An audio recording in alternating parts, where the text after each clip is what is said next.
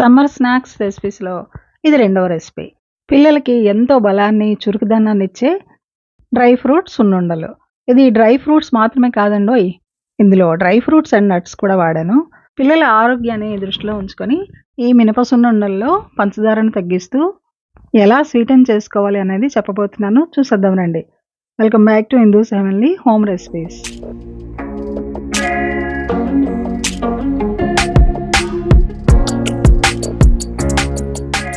ఇక్కడ నేను 3 పావుల మినపప్పును తీసుకుంటున్నాను.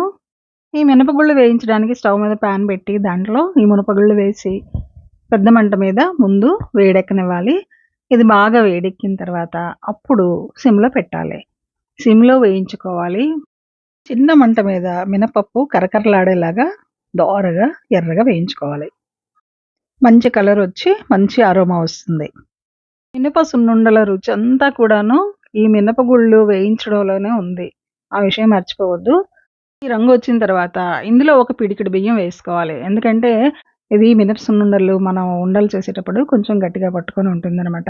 ఈ రంగు వచ్చినంత వరకు కూడా వేయించాలి. ఈ డ్రై ఫ్రూట్ మినప సున్నుండలకి మినపగుళ్ళు తీసుకుంటేనే బావుంటుంది. టేస్టీగా ఉంటుంది. పొట్టు మినపప్పు కంటే ఇదే బావుంటుంది. మినపగుళ్ళు వేయించిన తర్వాత చల్లారిన తర్వాత వెంటనే పౌడర్ చేసేయాలండి. ఈరోజు మినపగుళ్ళు వేయించి రేపు పౌడర్ చేస్తే కుదరదు. అలా సరిగ్గా రాదనమాట. కావాలంటే పౌడర్ చేసేసి మీరు పౌడరు మరుసటి రోజు కలుపుకోవచ్చు. ఫైన్ పౌడర్ చేసుకోవాలి. ఇక్కడ నేను చూపిస్తున్నట్టుగా ఇలా పౌడర్ ఉండాలనమాట. ఇలా చేసి ఈ పౌడర్‌ని పక్కన పెడదాము. ఒక గిన్నెలో వేసేసి పక్కన పెట్టేద్దాము. ఇప్పుడు అదే మిక్సీ జార్ తీసుకొని అందులో ఒక గ్లాసు పంచదార వేసి పౌడర్ చేసుకుందాము. ఈ పౌడరు బౌల్‌లో ఉంచిన పౌడర్‌లో వేసేసుకొని అదే గ్లాస్‌తో ఒక గ్లాసు బెల్లం పొడి కూడా వేసుకుందాం. బెల్లం పొడి వేస్తున్నాను నేను. ఎందుకంటే బెల్లం పొడి అయితే తొందరగా కలిసిపోతుందనమాట. జనరల్‌గా 3 కప్పుల మినపప్పుకి 3 కప్పులు పంచదార పడుతుంది. టోటల్‌గా పంచదార, బెల్లం కలిపి 2 కప్పులు వేశాను కదా! సో, ఇంకో కప్పు మనం డ్రై ఫ్రూట్స్ అండ్ నట్స్‌తో కవర్ చేద్దాం.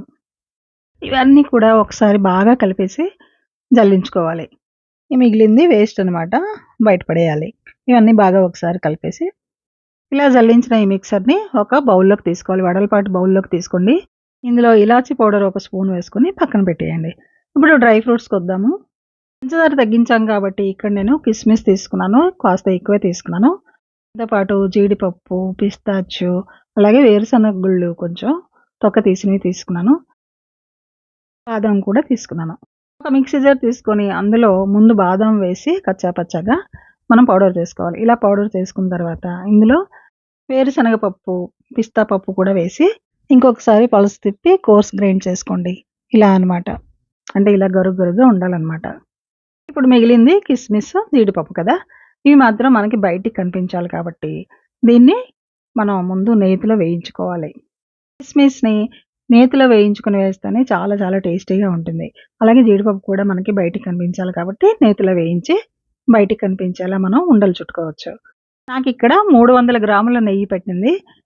నెయ్యి వేడెక్కిన తర్వాత ఇందులో ముందుగా కిస్మిస్ వేసి ఇలా బయటికి పొంగు వచ్చేంత వరకు వేయించుకోవాలి. పొంగు ఎప్పుడైతే వచ్చిందో స్టవ్ ఆఫ్ చేసేసి దాంట్లో జీడిపప్పు వేసి వేయించుకోవాలి. ఆల్రెడీ నెయ్యి వేడిగా ఉంది కాబట్టి జీడిపప్పు వేస్తే బానే ఫ్రై అయిపోతుంది కాబట్టి అందులో వేసేయొచ్చు. ఇప్పుడు ఈ సున్నపిండిలో మనం డ్రై ఫ్రూట్స్ మనం వేయించి పౌడర్ చేసి ఉంచాం కదా! అది వేసేయాలి. అది వేసేసి ఒకసారి కలిపిన తర్వాత మధ్యకి ఇలా గుంతలా చేసి ఇందులో వేడివేడిగా ఉండేటటువంటి ఈ నెయ్యి, జీడిపప్పు, కిస్మిస్ వేసేయాలి.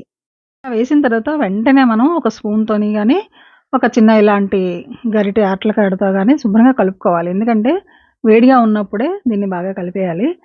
బాగా ఉండలు లేకుండా ఈ మిక్స్‌ని బాగా కలుపుకోవాలి. చూసారా ఇలా కలిపాను కదా! ఇలా చుట్టాలనమాట.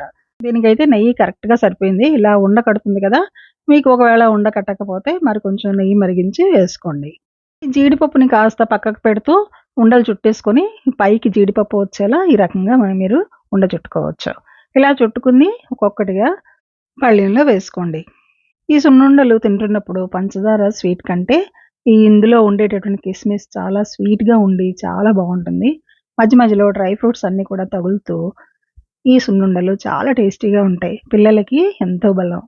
అన్నీ ఈ రకంగా ఉండలు చేసుకొని పళ్ళెంలోకి తీసుకోండి. చాలా బాగుంది కదా! చాలా టేస్టీగా ఉంటుంది. ట్రై చేసి చూడండి. మంచి స్నాక్ ఐటెమ్. ఈ వీడియో మీకు నచ్చితే వెంటనే లైక్ చేసి సబ్స్క్రైబ్ చేయండి.